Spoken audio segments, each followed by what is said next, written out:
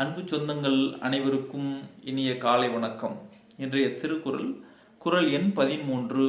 விண்ணின்று பொய்ப்பின் விரிநீர் வியனுலகத்து உள் நின்று உடற்றும் பசி. பெரிய கடல் நீர் இந்த நில உலகத்தை சுற்றி இருந்தாலும் வானிலிருந்து மழை பெய்யவில்லை என்றால் இவ்வுலகில் வாழும் உயிர்களை பசியானது உள்ளே நிலைத்திருந்து துன்பப்படுத்தும். If the cloud withholding rain deceive our hopes, hunger will long distress the sea-girt spacious world.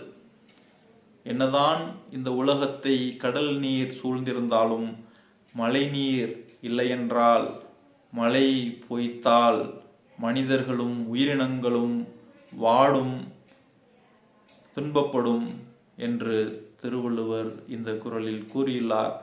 எனவே மழை நீரை சேமிப்போம், வளமுடன் வாழ்வோம். இந்த நாள் இனிய நாளாக அமையட்டும். வாழ்த்துக்கள்.